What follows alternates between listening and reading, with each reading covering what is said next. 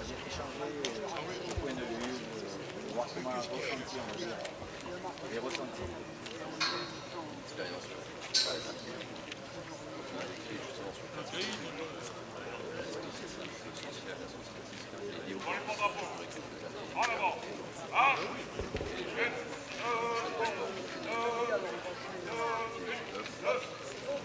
Isabelle, samedi, on vient chez nous. Oui. À quelle heure on doit être? Non, midi chez nous, on peut dire chez nous.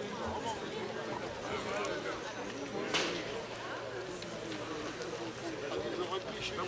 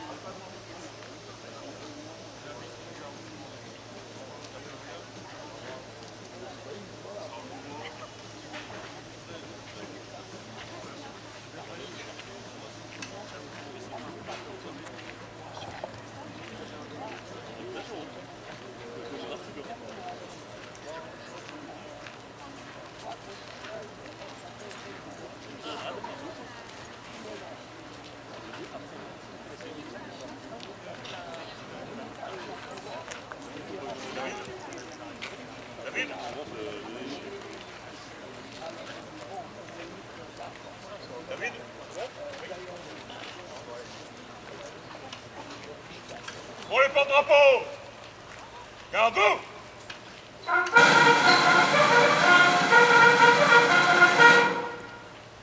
Lecture du message ministériel par M. Vincent Bernard Lafoucrière, sous-préfet, directeur de cabinet de M. le préfet.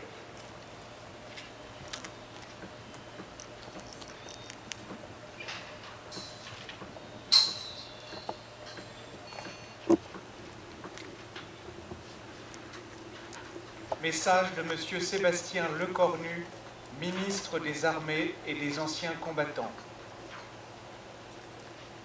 Les Harkis sont unis avec notre nation par une histoire, une mémoire et un destin. C'est d'abord une histoire qui a commencé par un engagement au service d'un pays dont ils espéraient tant et qui s'est poursuivi par un abandon. Quand la guerre prend fin pour les soldats venus de l'Hexagone, leurs frères d'armes harkis sont nombreux à être laissés sur place.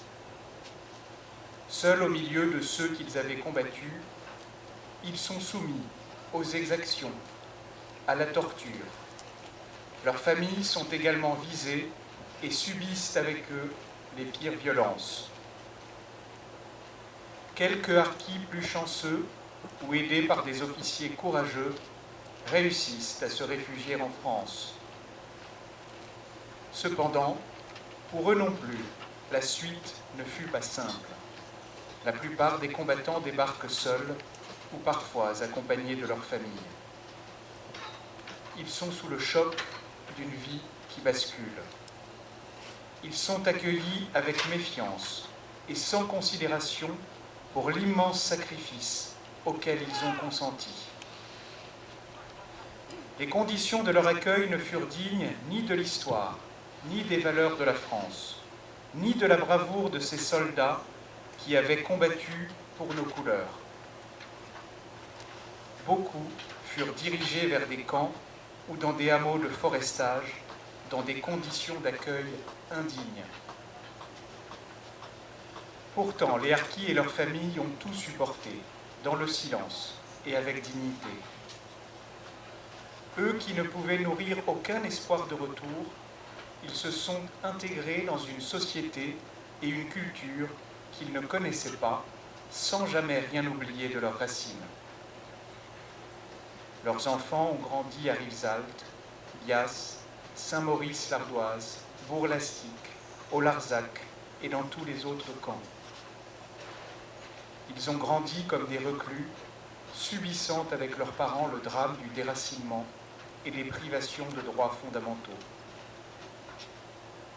Ils nourrissent aujourd'hui la fierté d'être descendants de harkis, avec la part de tragique, mais aussi la part de gloire qui revient à leurs aînés qui ont combattu pour la France. Ils portent la mémoire de ces combattants, harkis, moghaznis, tirailleurs, spahis, membres des groupes d'autodéfense, des groupes mobiles de sécurité et des sections administratives spécialisées qui ont payé cher leur choix de servir la France.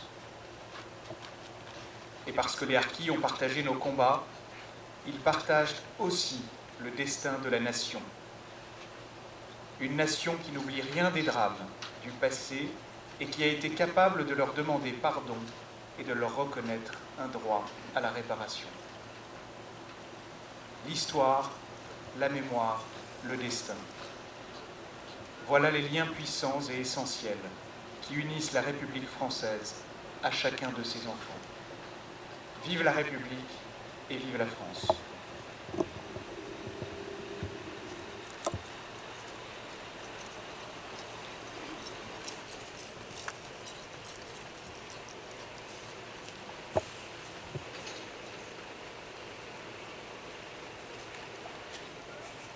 Ravivage de la flamme.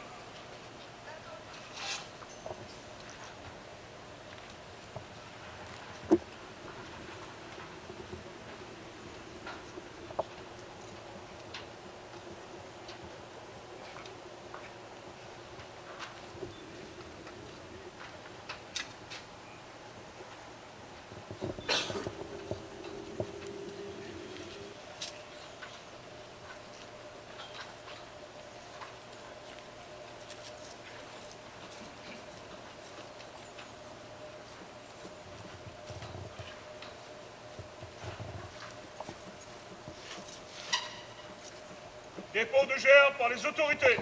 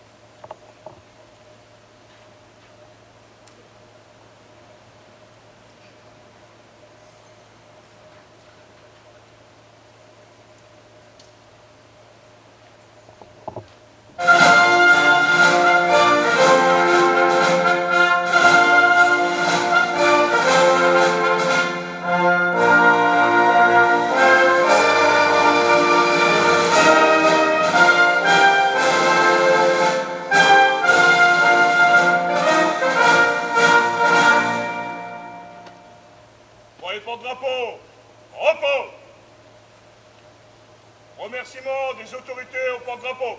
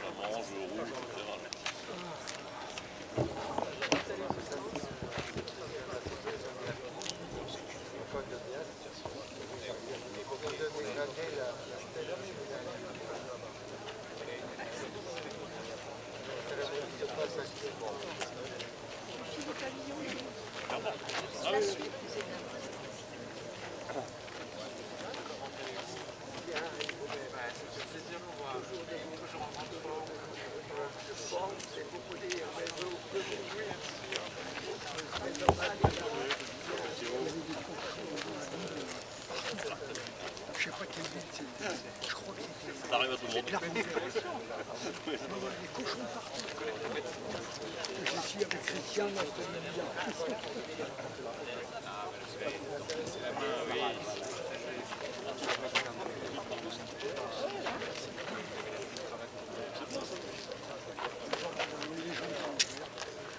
Tous les participants à la cérémonie, un verre de l'amitié vous est offert par la ville de Pau au pavillon des arts. Merci. Il y a une innovation, ça. Non. Peut-être que c'était ça. Non, mais je veux dire, quand il faut s'isoler, parce que trouver des mots, c'est pas facile. Qu'on se touche. Oui, tout à fait. Tout à fait. Non, pas non. Arriver à utiliser le papier, c'est ça. Vraiment, Ah, vous devez nous voir. Quand même. Oui, voilà, on nous connaît. Je suis là, voilà. C'est bien.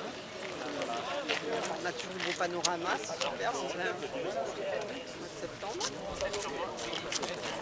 Tu cherches qui?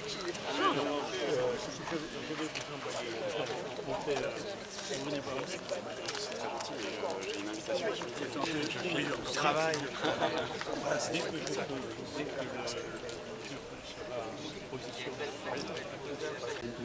Pavillon des Arts au nom de M. Berndepeau, accompagné des collègues élus qui représentent le conseil départemental.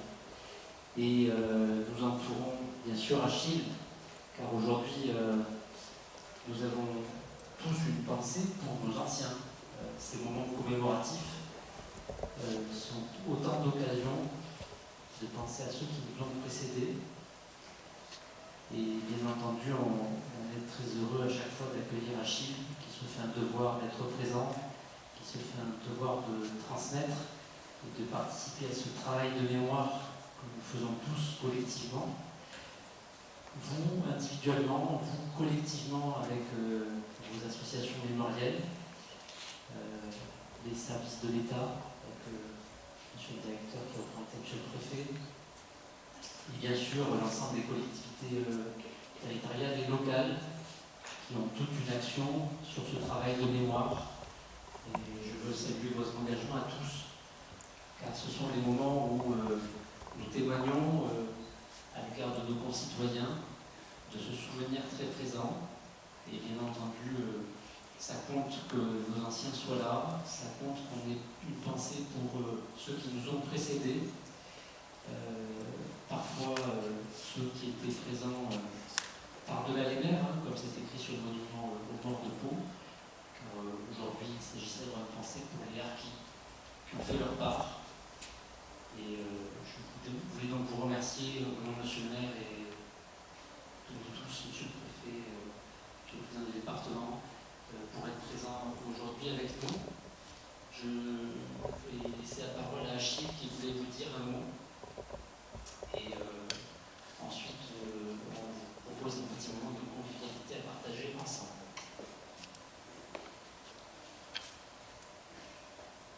Merci. Je suis peut-être ici le seul qui ait créé une ARCA. J'étais dans le shérif. Et entre Tipaza et Cherchel, il y a une belle colline où vivaient des gens particulièrement sympathiques qui sont venus me trouver pour me dire les faits nous harcèlent. J'ai dit, bon, est-ce que vous êtes prêts à former une ARCA? Je vais vous armer. Oh, ils m'ont dit, oui, ça nous intéresse. Et qui pourra être le chef? On connaît un ancien sergent de l'armée française qui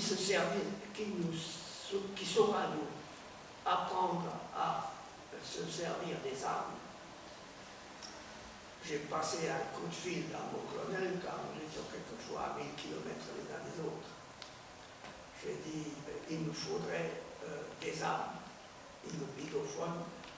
Je peux vous faire parvenir des fusils de chasse. J'ai dit, ajoutez un pistolet pour le chef de l'ARCA. D'accord. Le tout est arrivé. Non seulement je les ai armés, mais j'ai chargé le sergent de les entraîner au tir. Ça avait été son métier, puisqu'il a servi dans l'armée française. Puis arrive une autre troupe. Moi, je devais aller ailleurs. J'ai donc donné ma ARCA avec un dossier sur chacun. Les endroits qu'il faut surveiller, les endroits dangereux d'où venaient les faits. Et quelques, je crois 2 ans plus tard, j'étais encore à Brida, je commandais par intérim la BAPAFN, et je vais à l'hôtel. Un des personnels de l'hôtel vient me trouver, il me dit, mon capitaine, en bas, il y a un Gus Angel là-bas, il m'inquiète. il a des poulets à la main, vivants. Je mets mon code sur les fesses, je dis, faites entrer.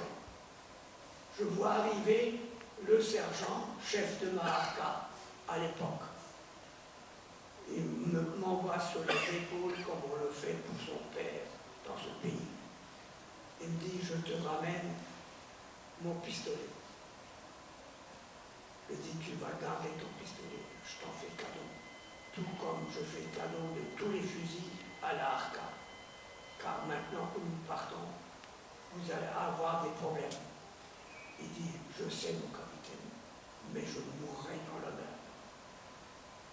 En fait, quelques années plus tard, j'ai découvert que l'un d'eux a réussi, je ne sais comment, à rentrer en France. Il est venu ici. Il m'a dit, mon colonel, je sais que depuis vous êtes passé colonel,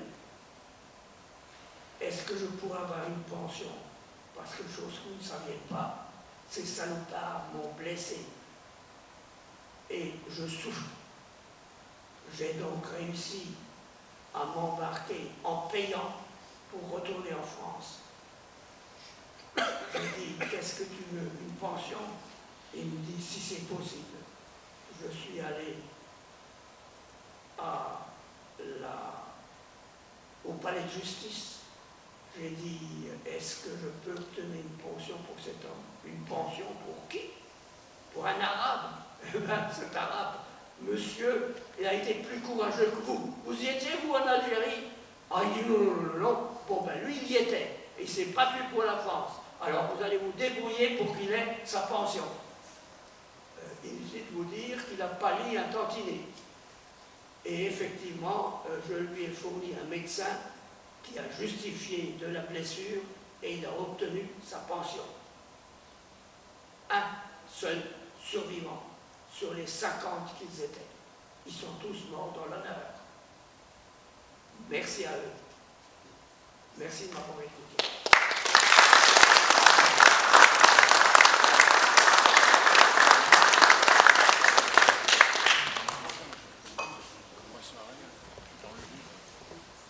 Maintenant, mes amis, je crois